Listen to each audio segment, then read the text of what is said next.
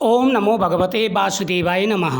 सत्य सनातन धर्म YouTube channel पर आप सभी का स्वागत है। गौ माता की कथा, भादो मास के 21वें अध्याय की कथा। इस कथा के श्रवण करने से घर में सुख और शांति आती है, धन बढ़ता है तथा भगवान का आशीर्वाद प्राप्त होता है। जीवन में आ रहे सारे कष्ट और परेशानियां दूर हो जाते हैं। गौ माता का महत्व सभी धर्म ग्रंथों में वर्णित है।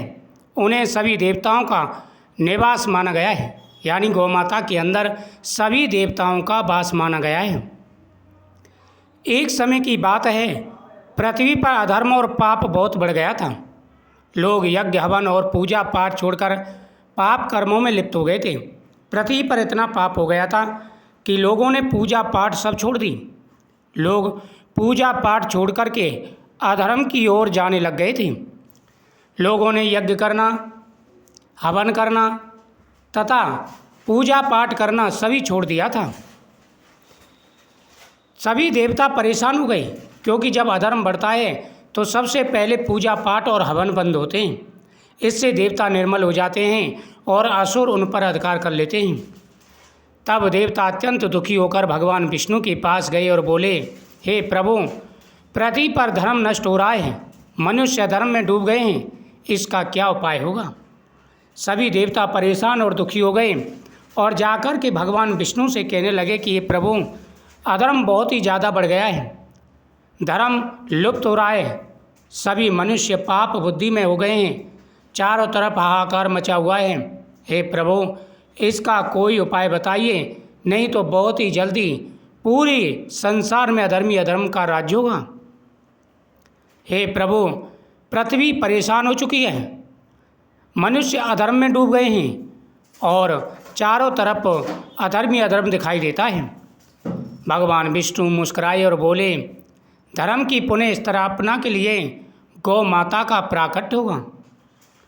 हे देवताओं, परेशान मत हो, दुखी मत हो, क्योंकि धर्म की स्थापना के लिए शीघ्र ही गौ माता का अवतार होगा।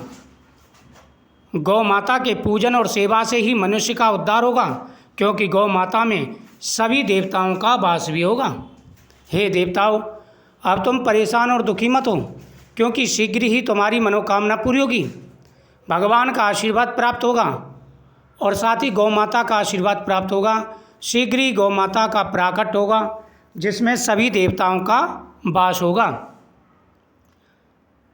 गौ माता के पूजन करने से मनुष्य की बुद्धि पवित्र होगी और वह धर्म में लगेंगे। इसी समय धरती पर एक दिव्य गौ का प्राकट्य हुआ। यह गौ माता सबके लिए अमृत के समान दूध देने वाली, ऋषि मुनि देवता और मनुष्य सभी का जीवन धन्य हो गया। किंतु राक्षस और पापी लोग गौ माता का अपमान करने लगे। तब भगवान श्री कृष्ण ने गोकुल में जन्म लिया और गौ पालन का महत्व बताया।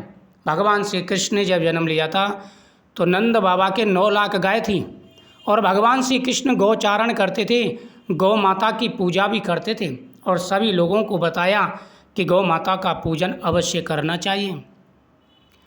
उन्होंने स्वयं ग्वाल बालों के साथ गौओं का पालन पोषण किया, सबको ये संदेश दिया, गौ माता धरती पर चलती फिरती कामधेनु है, जो इनकी सेवा करता है वह पुण्य का भागी बनता है और उसके सभी कष्ट दूर हो जाते हैं। अगर व्यक्ति प्रतिदिन गौ माता को फल खिलाना शुरू कर दे, दुर्वादल खिलाना शुरू कर दे और गौ माता की जिब्या को अगर अपने हाथ की रेखाओं पर घुमाते हैं, यानी हाथ पर गुड़ रख करके गौ माता को खिलाते हैं, फल रख के गौ माता को खिलाते हैं, गौ माता की जो जिब्या है वो आपके हाथ की रेखाओं को अगर स्पर्श कर जाती है तो व्यक्ति का डूबा हुआ भाग्योदय हो जाता है, किस्मत चमक जाती है। गौ माता में 33 कोटि देवताओं का वास माना जाता है।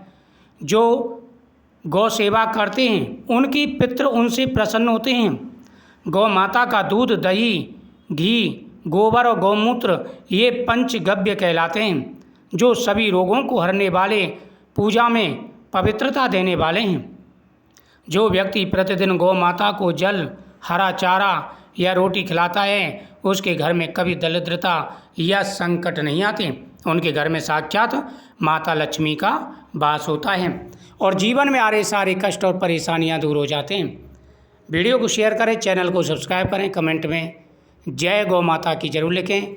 गौ माता आपकी हर मनोकामना पूरी करेंगी। आ रही सारी व्याधाएं, सारी परेशानियां दूर होंगी। जय गौ माता की।